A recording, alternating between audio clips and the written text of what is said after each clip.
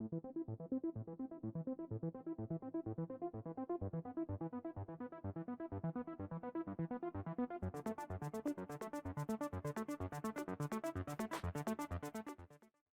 everyone, welcome back to the range.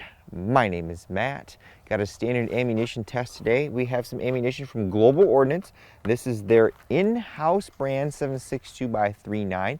What is advantageous about this particular loading is that it's brass case, it's boxer primed, lead core, and the jacket does not attract a magnet, so that if you have to shoot your AKs in an indoor setting at an indoor range or even an outdoor range that doesn't allow steel case, then they've got you covered. In full transparency, Global sent me this ammunition along with a box of other goodies to do reviews on their in-house brand. Let's throw him on the table and see what we're going to do today. It's about 50 to 55 degrees outside today and sunny. We've got our Pro Chrono Digital DLX. I want to try to get a lab radar and see if that would work better for our setup, but I got to find a contact and see if we can get a special influence or discount on it or something to help ease that pain. Unfortunately for 7.62x39, I only have two barrel lengths afforded to us, a 10-inch and 16-inch.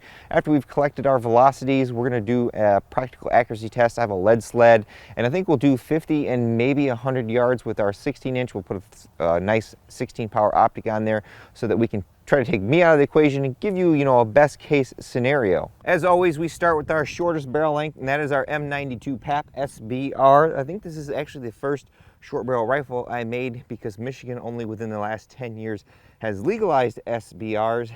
Got the Stormworks 1913 rail up top and their hinge back here. I do believe this is a Manticore Arms triangle stock. We got the 10-round little PMag because we don't need 30-round magazine up here on the bench.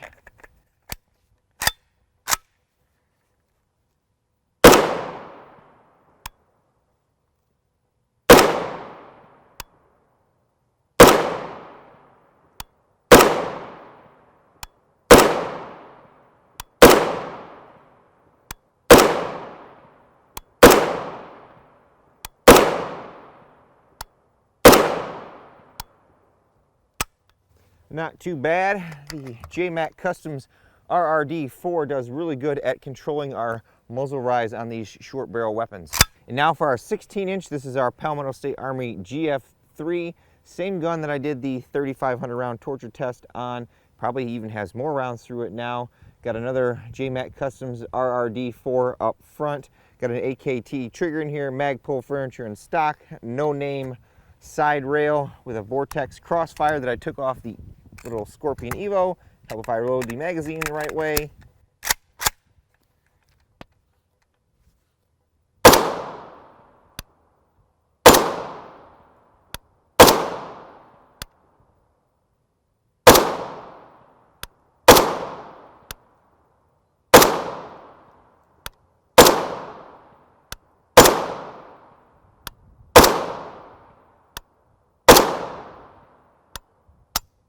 And that's all she wrote.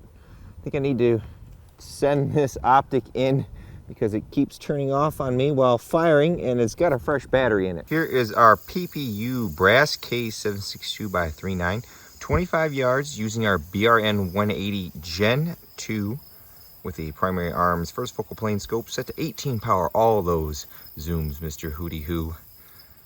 80 degrees outside today, a little to no wind, although at 25 yards, wind should not be a factor. Very excellent grouping for our 7.62x39.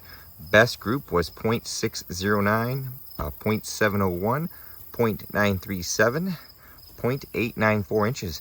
The BRN seems to have a little effect on accuracy degradation with faster follow-up shots. I shot those 20 rounds within about 5 to 8 minutes doing those groups. Very good. Now we'll step this out to 100 yards, and that's where we may see 7.62x39 degrade in our accuracy. Here is our brass case Global Ordnance, aka PPU, at 100 yards using the Palmetto State Armory GF3. This is very typical for what I see with our AK rounds.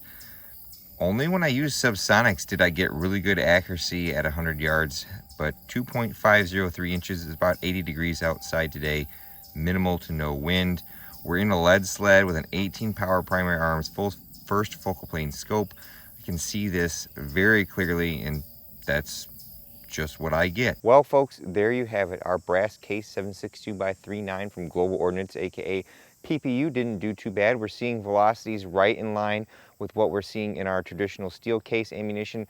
Now, as far as accuracy goes, that's going to be your mileage may vary. There are different platforms in 7.62x39mm that may lend itself to being more accurate than others. I did a pretty good job at 25 yards with our BRN, but then when we stepped out to 100, that's typically what I always get for accuracy. I always get this, 2 to 3 MOA, no matter how slow I go, how fast I go. I've got a lead sled on a bench, everything's solidly mounted. So again, your mileage may vary on that. And with all that being said, I'm going to get the heck out of here. But at the end of all my videos, I take a moment to thank all those who helped make these possible. Number one is my Patreon and Subscribe Star fans. Number two is Global Ordnance, again, who in full transparency provided us with a lot of ammunition for us to do reviews on, so you guys have all the information possible when making buying decisions. And of course, number three is you all for watching. Until next time, I'll catch you at the range.